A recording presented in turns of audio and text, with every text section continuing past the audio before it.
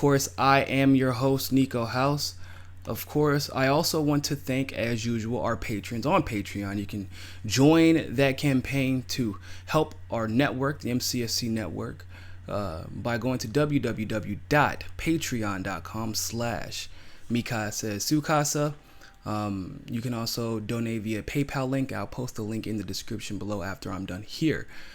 Many of you are familiar with the recent chemical attacks that happened in Syria that the U.S. government and many others have tried to blame the Assad regime on. But last night, in the middle of the night, there was an attack by what is claimed to be Israel by Russia and Syria. Now, supposedly, these attacks are because of the chemical weapons attacks. But this attack, like the last major attack from Israel into Syria, seems to be disconnected from any type of legitimate solution or any type of plan, if you will, and strategy. The reason I say this is because if you all remember the last attack from Israel into Syria, they attacked a base. At that point, it was actually totally uncalled for, unnecessary. But the reason that Israel attacked Syria was supposedly because it was pissed off that an Iranian drone flew into Israel. Didn't really make sense.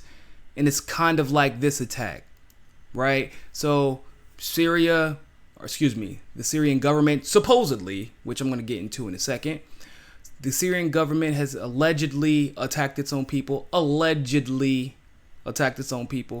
And so Israel decides to take the situation into its own hands and attack more people.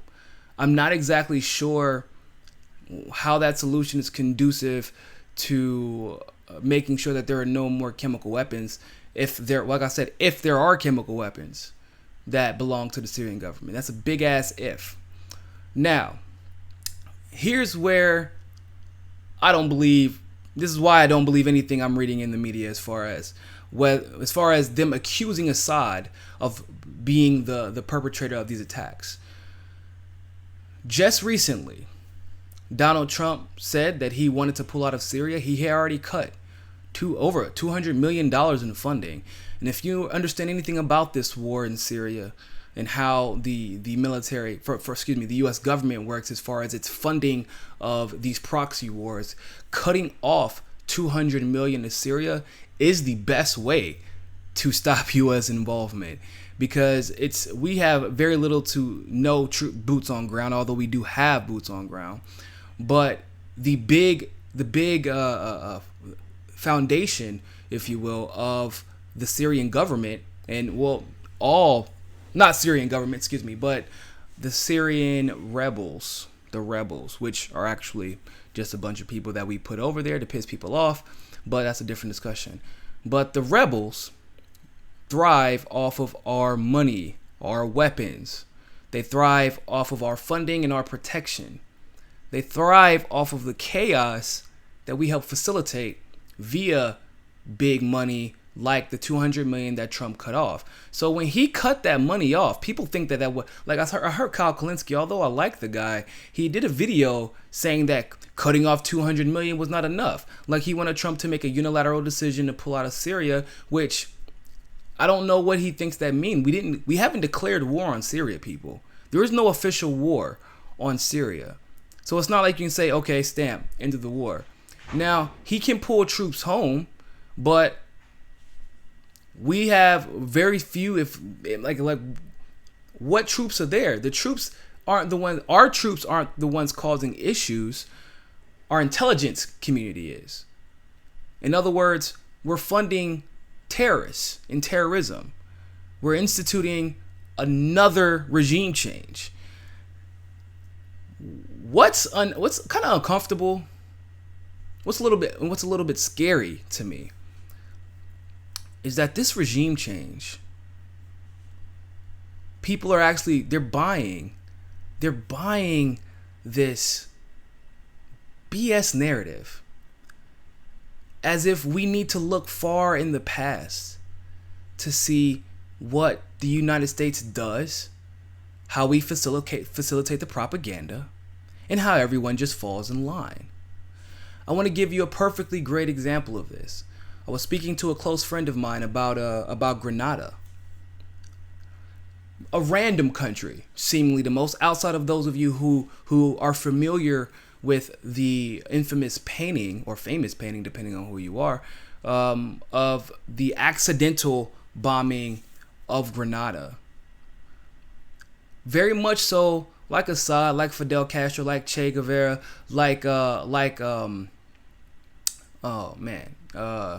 Gaddafi, that's his name.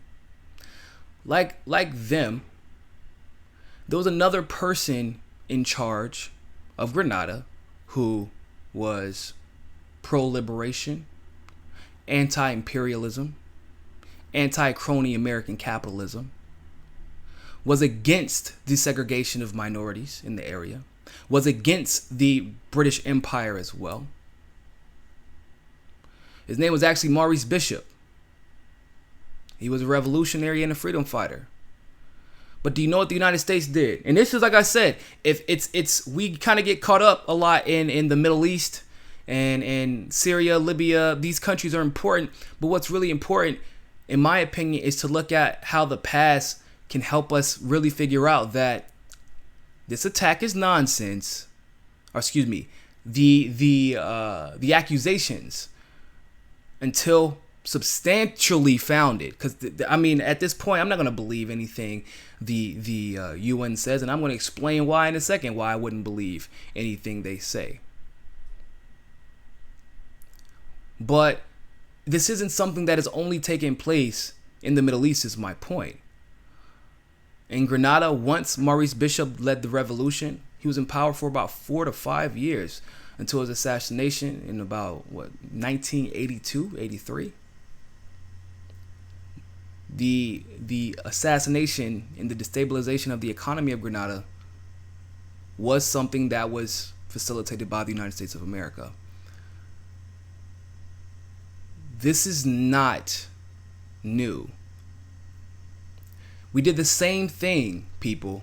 We did the exact same thing in Libya. We placed U.S.-backed rebels on the Chadian and Libyan border. We had an established Chadian dictator that we put into power. And then all of a sudden, Libya just couldn't stop fighting, because they were constantly fighting the rebels that we put up.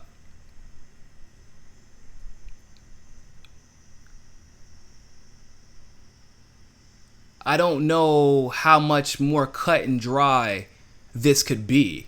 Am I the only one who feels this way? I mean, I know that there are a lot of people who pay attention to politics and it's kind of cut and dry. But I mean, even if you don't pay attention to politics, notice the patterns. Countries that people otherwise wouldn't pay attention to, like just in the Western world. Otherwise, we don't. Not me, but most Americans don't pay attention to Syria. They wouldn't pay attention to a place like Grenada, like Trinidad, like Panama before we took that over, like Libya, like Chad, Syria. And then the only things that we hear about them are all this negative news and negative propaganda, as if nothing good ever happens there. We dehumanize the population. We villainize the leadership. Everything that you've learned in your textbooks, for example, about Fidel Castro has been 100% negative. And I'm not saying that some of the negatives aren't true, but what I am saying is it's interesting that even in today's modern textbooks, you don't hear about their healthcare system that is their healthcare system considered one of the best in the world. Their medical school is, students all over the world fight to get into Cuba's medical school. You are aware of this, right? All over the world fight to get into that school. Their legislature is 50% male, 50% female. In fact, for most of the country's policies, Fidel Castro is actually not involved or he wasn't, excuse me, before his passing. It was actually the legislature. And in fact, Lee Camp tried to cover this substantively, but YouTube deleted the video. He actually went, Lee Camp of Redacted and I actually went to Cuba to cover this. And so, once again, Grenada, same thing. We learn about the painting, the blue painting, which represents the bombing of Grenada. But then what we are actually told is that it was an accident. It wasn't a damn accident. We did it. We invaded Grenada. And there's absolutely no reason for us to have invaded Grenada. But that wasn't the only country. We invaded all the islands in that area. But once again, we weren't paying attention.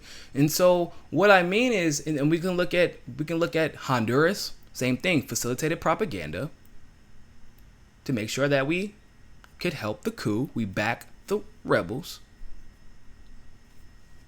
And we silence anyone who dissents. We can look at Venezuela.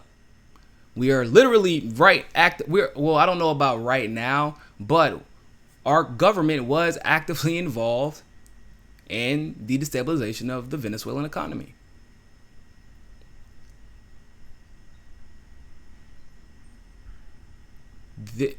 Hell, I don't want to get into Haiti.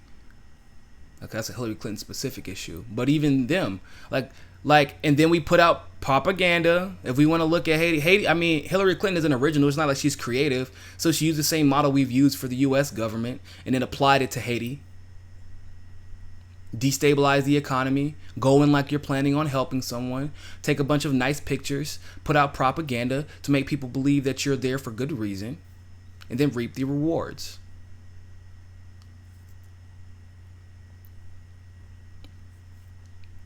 My point is, Israel used this as an opportunity to attack Syria. And I'm not even saying that Israel is doing it because Israel wants to attack Syria.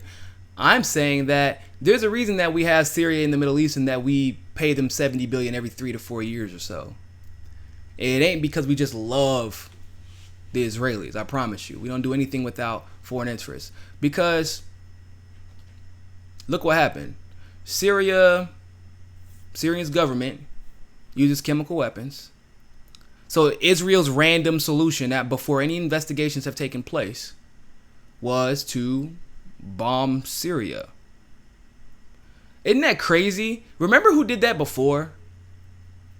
September, I believe, 2017, whenever the chemical weapons were used during that situation, right as Assad was winning, about to win the war, and actually probably from all intents and purposes did win the war,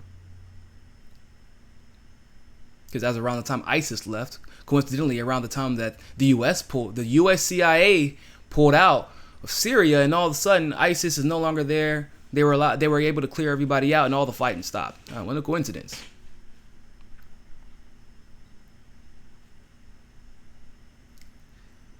But we bombed them right before we got any investigation into that situation.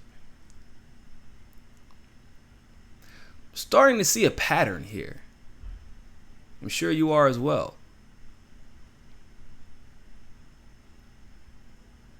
Both times, people, both times that Trump announced, this is twice now,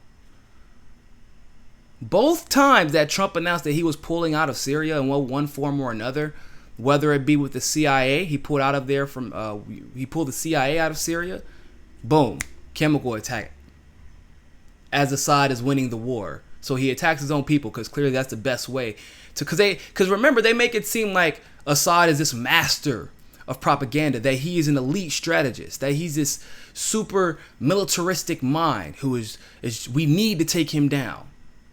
But what's elite military strategist would bomb his own people right after the person who is pretty much in charge of the empire that is, bogging you down at this point. Like when he's about to pull out, when he's freezing the funds to the rebels and the terrorist groups, why would you then attack your own people to draw more attention for you?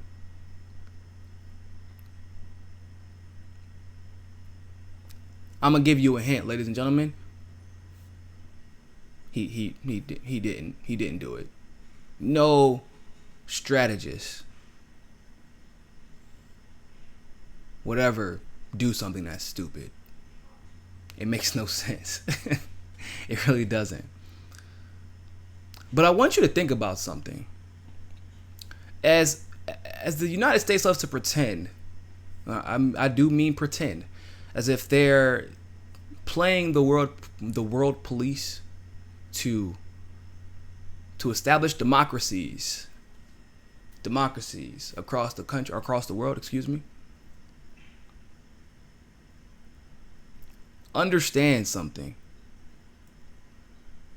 Every single regime, surprisingly enough, every single regime that the U.S.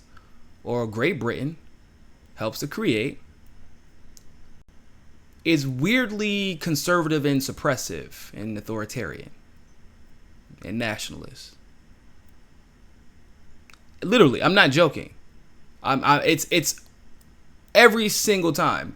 Every time that we help to establish the regime, the ultra-religious, fundamentalist conservative wins, and they end up in power. I mean, right now, like for example, in Grenada, their prime minister has been in power for 17 years. Hyper-conservative.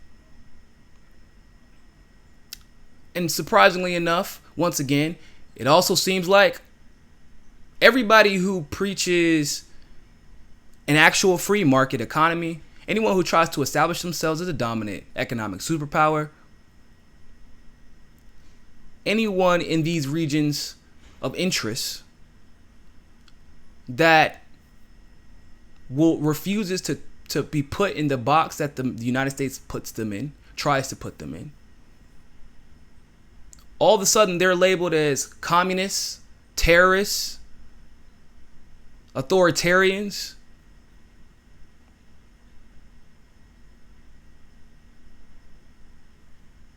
Assad is no different in this regard. Once again, I'm not the type of person that claims that any leader of any revolution is 100% innocent of anything. That's silly, because that's not how revolutions work. You got to be a hell of a mind. You got to have some big balls to want to start a revolution. But what's interesting to me is that every revolution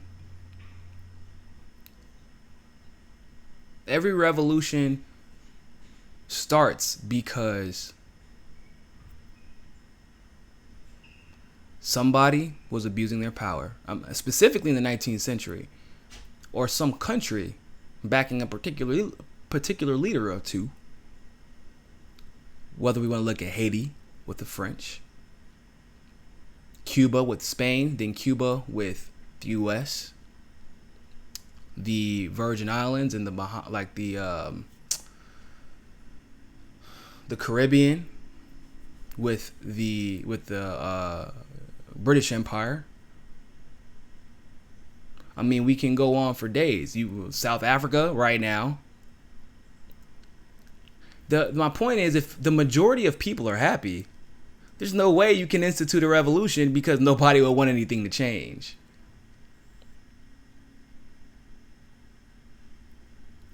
There's no way you can start a revolution and win. Do you understand how, like Cuba, for example, just to give you another example, Fidel Castro survived hundreds of assassination attempts. His people never sold him out. They were not in the most comfortable situation, but that wasn't because of Fidel Castro. In fact, they probably ended up surviving that situation and thriving because of Fidel Castro. But they weren't in the best situation, but it had nothing to do with the leadership as much as it had to do with the embargo that the West put on Cuba. And people thought, oh, it's an embargo because we want to stop the economic flow. Yeah, the economy was important. The economy was definitely important. However, it was an embargo more so of information, because what we have to understand is that Cuba, specifically Fidel Castro, was a shining light for all of the countries who are currently undergoing militaristic and imperial regime changes at the hands of the U.S. and Great Britain back in the 70s and the 80s, and hell, the 60s, late 60s as well. They had won. They won. That's the one thing that Cuba can honestly say that they did that a lot of countries didn't do. Not only did they win, but like I said, they were able to send troops over to South Africa to help Nelson Mandela. Oh, by the way, we were backing the apartheid. Of course, another fundamentalist colonial, like you know how racism works. But the UN wants us to take their word for it.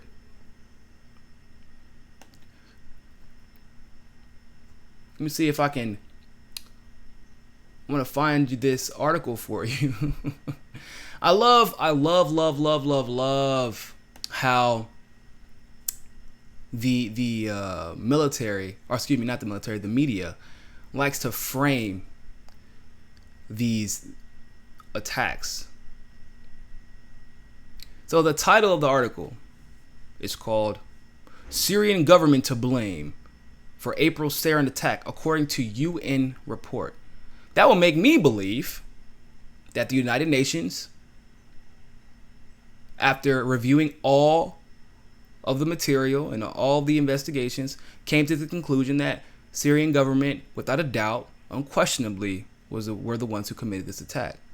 But after you delve deeper into the article, the Syrian government of Bashar al-Assad is to blame for chemical attack on the opposition-held town of Khan Sheikhoun that killed dozens of people last April.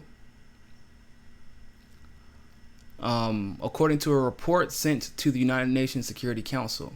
Just for clarification, I just want to let you all know this is from October 26th, but my point is to illustrate how they manipulate headlines and they manipulate situations to make the world believe nonsense.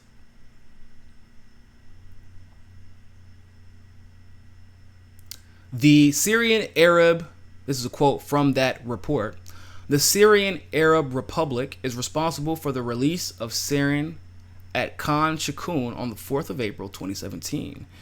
The report from the UN and the Organization for the Prohibition of Chemical Weapons Joint Investigative Mechanism.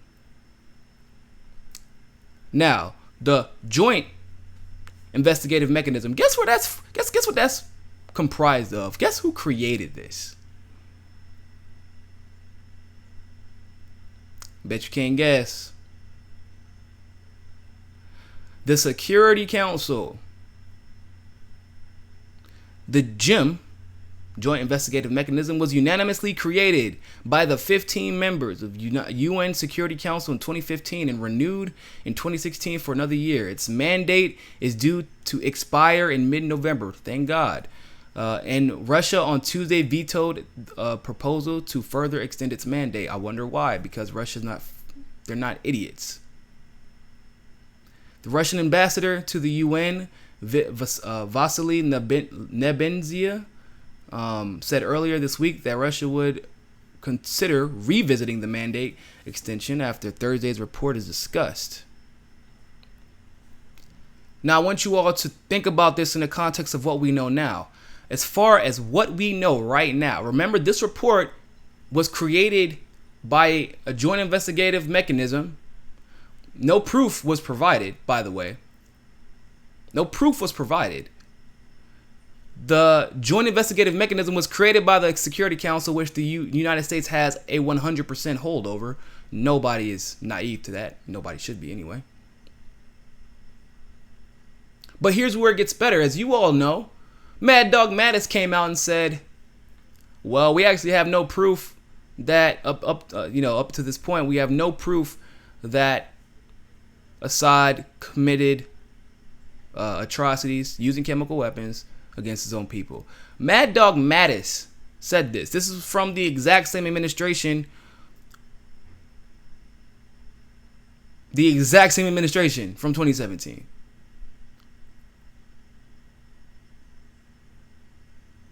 So what's really going on? So essentially, it was attack in April, and there was another attack as well.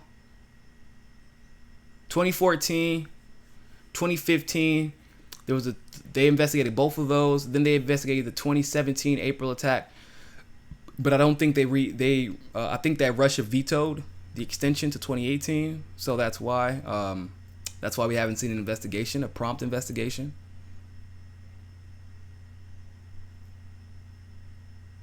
But wow, I want you all to think about that. Listen to how crazy that is. All of these chemical weapons attacks, this Joint Investigative Mechanism claimed there was evidence. Apparently, they did not relay that information to Mad Dog Mattis, who's literally looking for a reason to jump, because even he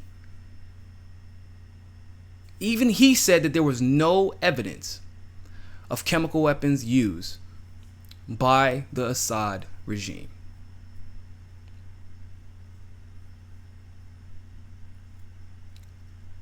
That's not the United Nations.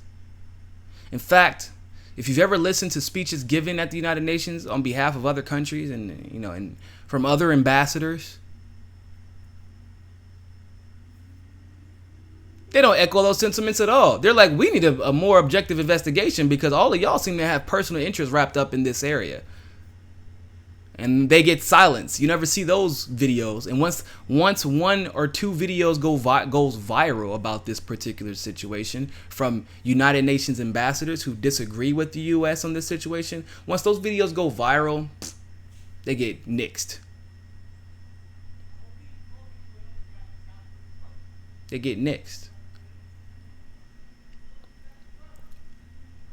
I'm going to cover this in greater detail this evening. Remember, I have my radio show tonight.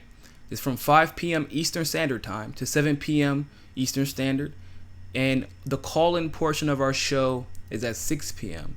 So I would encourage you all to call in. I would love to hear your opinion about this. I would also love to hear your opinion about the attacks on Israel, or from Israel on Syria, and any of your opinions about the 4 journalists that were allegedly killed by Israel. Like I said, I'm not surprised. Hyper nationalism is taking place in Syria. I mean, not in Syria, in Israel, and it's not by the people. It's not. It's mostly by the government, because they're losing their grip and they're losing control. And so whenever that happens, you start to see things like this take place. The freedom and the free flow of information, you can only inhibit for so long. But people are going to learn the truth. And I'm glad that there's been this great awakening thus far, and I hope that it continues to happen over time. Thank you all so much for tuning in. And always remember, ladies and gentlemen, more than anything else, find your balance. Peace.